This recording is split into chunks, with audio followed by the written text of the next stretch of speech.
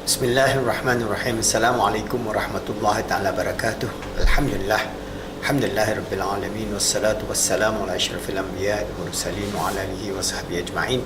Alhamdulillah. In the previous video, we have discussed about the 10 principles of CBT, and we have explained in detail and how we are going to go about with it. So how are we going to differentiate Pi-CBT? Because if we talk about positive Islamic cognitive behavior therapy, the CBT aspect we can accept, and we are developing, and we are actually that be our foundational layer. We're using all the empirical, all the research, all the techniques which we can upgrade. But how are we going to upgrade it so that we can then fulfill our role with the two words P and I? P means positive. So how are we going to develop a positive therapeutic approach? Based on what? Based on Islam. Because Islam is a positive way of life. And from the Islamic way of life, this positive way of life, we can then have one principle, one added principle into this 10 principle, which I think we have to discuss, we have to think about. One of the ideas is to understand that for Pi-CBT, our core belief, because in CBT, it's always the shift of core belief, your core belief, where from your troubled past or your troubled situation or your core belief of yourself, a hopelessness, your no meaning in life, no purpose in life, of grief, of so many core beliefs that are negative, or even your core belief about life itself must be molded in such a way that it become positive. So we have this positive idea. One, we have to develop a positive worldview, which we'll elaborate, and also the idea of Islam. So how can we say that it is Islamic if say we don't believe in God? So we have the 4 principles as we mentioned along. For Pi-CBT, our principle is to believe in Allah. Second thing is to believe in our 4 realms of existence. S-E-M-P. We have our S-E-M-P, our Roh, our Qalb, our Akal, and our Jasad. So as we live on this world, we have this S-E-M-P. And I have elaborated and explained to you the component of the physical self. We all know we are existing in the physical world, so we are many things that we can work on the physical aspect, especially what that is manifested into behavior. So the physical aspect manifested into behavior. Alright, so how are we going to optimize our physical self? How are we going to synergize our physical self? How integrate our physical self, our mental self, emotional and spiritual self? I've explained the mental self in quite detail in the previous video. You can run through our video on on akal, concept of akal, mindfulness, and then the qalb. But this aspect of the spiritual aspect, it is very difficult to explain. But since our therapy is for Muslims, then we must lay the foundation of the belief in Allah and the belief of life after death. Because Rukun Iman, our principles of faith, we believe in Allah, we believe amantu billahi wa malaikatihi wa kutubihi wa rusulihi wa bil yawmil akhir wa qadri khairihi sya'ni min Allah ta'ala. So we believe in qada and qadar, we believe in life after death. So if we're going to believe in life after death, then we have to bring this component of life after death as one of the therapeutic approach. But it must be done in a very gentle, nice, kind way, which I'm going to give the steps later on. As we develop Pi-CBT, we must know, because we cannot just shove this whole idea of belief in Allah to even Muslims. Because if you look at the society, Muslim society in this 21st century, not many of them are practicing Muslims. They are just Muslims by name, they are Muslims by culture, and they have no idea of what is Islam, or even and the number of Muslims actually praying 5 times a day is the percentage maybe is less than 20%. So if we are going to bring them this idea of life after death, it must be brought about in a very gentle, very nice way that can be actually an advantage for them, because then they can rely on Allah, not rely on nothingness, not rely on themselves alone, but there is a higher power to rely on. So we have to explain to them the nature of consciousness of life after death. This we can develop in a very gentle way, but I'm going to give you some research. Even now in the Western world, doctors, psychiatrists, psychologists, neuroscientists are developing models or research of consciousness beyond death. Because, for example, we have our roh, our qalb, our akal is conscious beyond death. But for some of these other Eastern philosophy, they have the astral body. The astral body, that means when you die, your astral body is removed. All right? So whatever is the theoretical understanding of each and every one of this idea, they have now this mechanism to prove that we are not a physical being, because our consciousness live beyond the spiritual realm. And this is one CBS report. I just want to show you some doctors doing very huge number of people. We have near-death experience, and what are the experience, so that we can share and then feel sure. Because as Muslims, you must know that we have 3 levels of iman. First, we have the iman of ainul yaqin. We see it with our own eyes. Or first, we have the iman of ilmul yaqin. We have the ilmu. So we must have the knowledge. So when we are confronting with the non-Muslim, we should not feel, oh, our belief system is flawed or imperfect. Our belief system is the most perfect, ordained, inspired, and by the Creator, Allah subhanahu wa ta'ala. That is the foundation. So we have iman, ilmul yaqin, ainul yaqin, and most important, we try to develop this iman, haqqul yaqin. This is the truth, the ultimate truth. So how are we going to approach it and add it to this principle? It is something that we all can share and think about. I'm going to show you one short video on the latest research on the nature of consciousness beyond death, inshallah.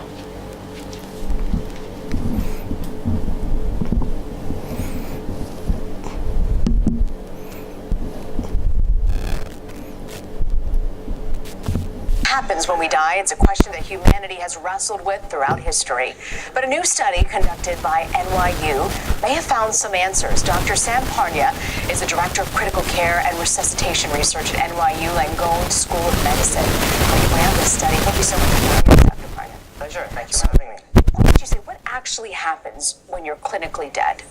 You know, when people die, essentially it's when the heart stops. So this has been going on for, as far as we know, millennia, not longer. And when the heart stops, you stop breathing and your brain shuts down, and that's how we declare people dead. And that's what we give a time of death, and we give them a note. And really, to be honest with you, until about 50 years ago, that was the point of death. So people become lifeless, motionless, the brain shuts down. But now, through advances in medicine, we can actually bring people back to life, even after they've gone beyond that threshold of death, and study what happens to them. And one of the interesting things, of course, is that the brain completely shuts down, as I said.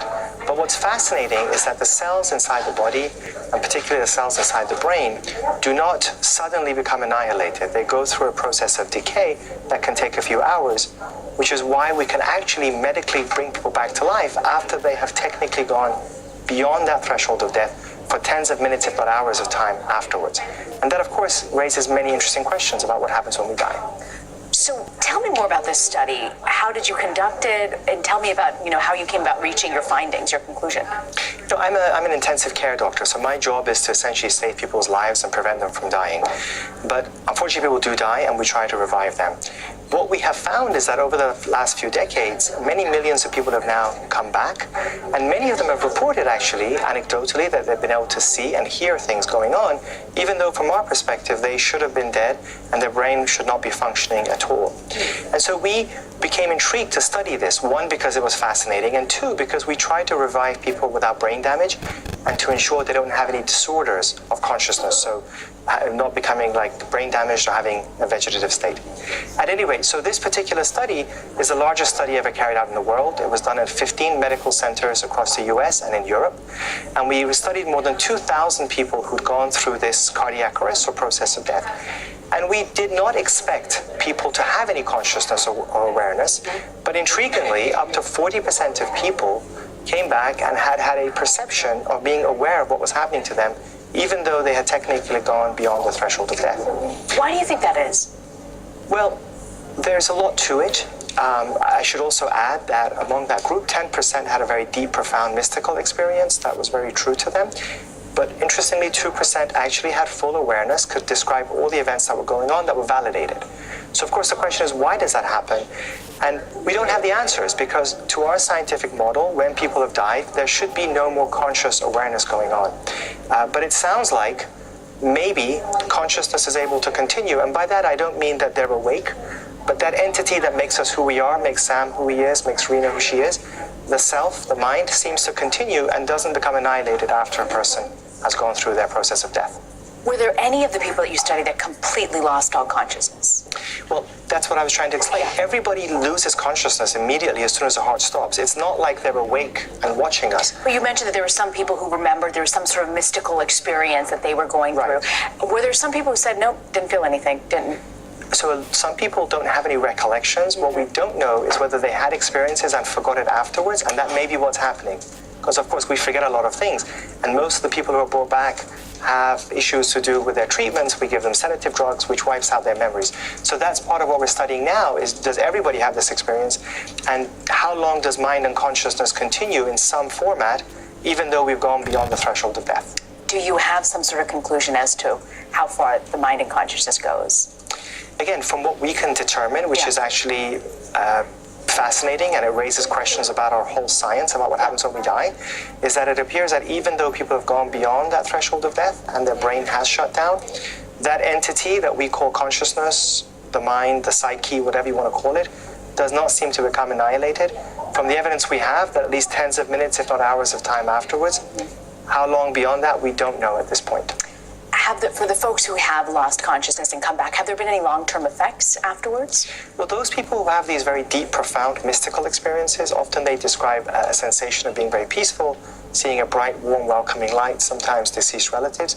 And intriguingly, some of them describe a sensation of a being that they describe as being perfect and full of light and love and compassion. Those who have that experience are often very positively transformed for the rest of their lives. It's very profound, It's real to them. They become less afraid of death. They lose their fear of death completely. They engage in altruism. They're more helpful to people. They engage more with family.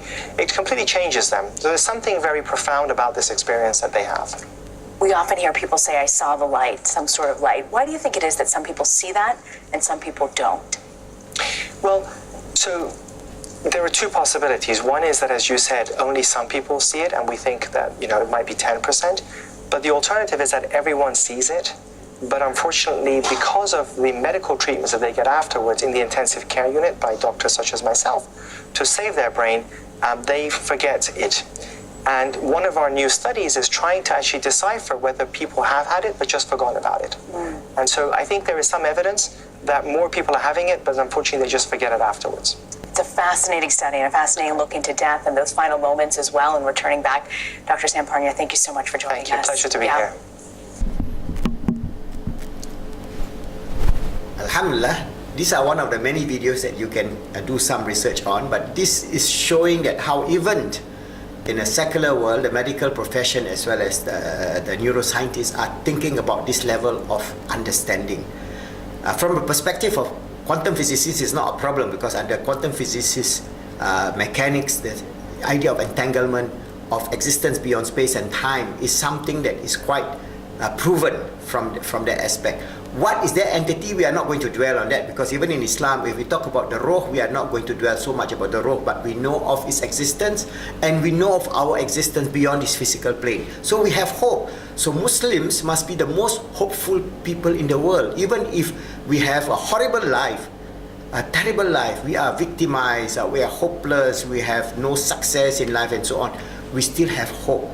And how are we going to mold Pi-CBT, Positive Islamic Cognitive Behavior Therapy, so that we can mold this idea that whatever is the situation, there is Allah, there's always love, there's always mercy, there's always compassion, there's always forgiveness, there's always the joy of having a good life in whatever difficult circumstances, in whatever suffering, but knowing that there's eternal life of goodness, of peace, of happiness, of closeness to Allah subhanahu wa ta'ala, which is the birthright of every human being, especially Muslims like you and I, inshallah.